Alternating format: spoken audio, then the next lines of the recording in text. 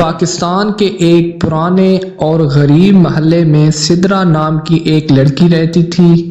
اس کا گھر کچا تھا، چھت سے بارش ٹپکتی تھی، مگر سدرا کا دل صاف تھا۔ اس کے والد کئی سال پہلے وفات پا چکے تھے اور ماں لمبی بیماری کی وجہ سے بستر پر رہتی تھی۔ سدرا دن بھر گھروں میں کام کرتی اور رات کو ماں کے پاس بیٹھ کر دعائیں مانگتی تھی۔ سدرا کے پاس ایک پرانا سا موبائل تھا۔ ایک رات جب وہ ماں کو دوا دے کر سو چکی تھی، موبائل کی اسکرین جلی۔ ایک اجنبی نمبر سے پیغام آیا: ڈرو مت، میں تمہیں نقصان نہیں پہنچانا چاہتا۔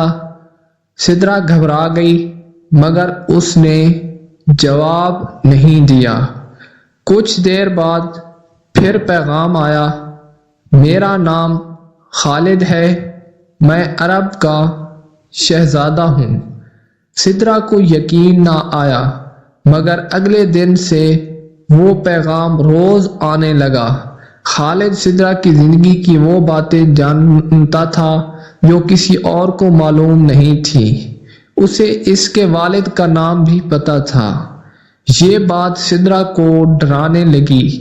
جب بھی خالد کا پیغام آتا، سدرا کو عجیب سا خوف محسوس ہوتا۔ کبھی موبائل خود بخود گرم ہو جاتا، کبھی بلب جلنے لگتا۔ رات کو سدرا کو لگتا جیسے کوئی اسے دیکھ رہا ہو۔ ایک دن خالد نے ویڈیو کال کی۔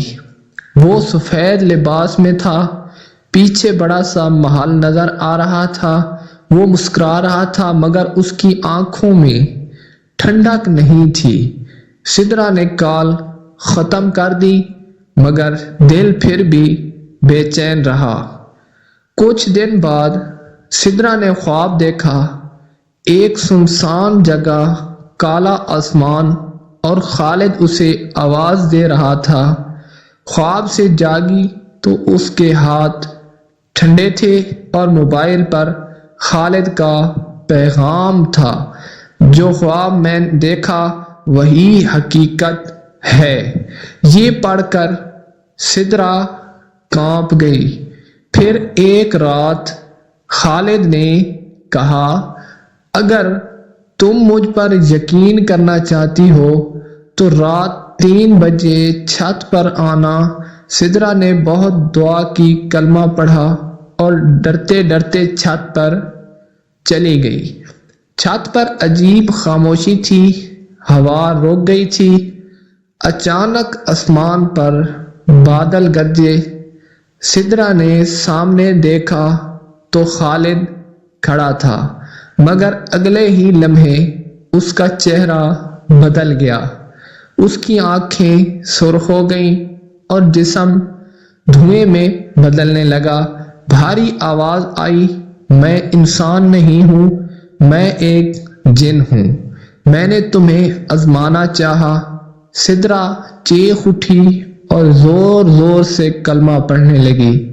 اسی وقت قریب کی مسجد سے اذان کی آواز گونجی۔ سایہ چیختا ہوا پیچھے ہٹا، میں غائب ہو گیا، ہوا میں غائب ہو گیا۔ سدرا زمین پر گر پڑی۔ صبح جب آنکھ کھلی تو وہ اپنے کمرے میں تھی۔ ماں اس کے سر پر ہاتھ رکھے بیٹھی تھی۔ موبائل دیکھا تو خالد کا نمبر، پیغامات سب غائب تھے، مگر سدرا کے ہاتھ پر ایک ہلکا سا نشان تھا، جیسے کسی نے پکڑا ہو۔ اس دن کے بعد سدرا نے موبائل کم استعمال کرنا شروع کر دیا۔ وہ نماز کی پابند ہو گئی، رات کو دروازہ بند کر کے سوتی، مگر آج بھی جب آدھی رات کو ہوا چلتی ہے تو اسے لگتا ہے کہ کوئی سرگوشی کر رہا ہے، اور وہ ایک بات سب کو کہتی ہے: ہر شہزادہ انسان نہیں ہوتا اور ہر پیار سچا نہیں ہوتا۔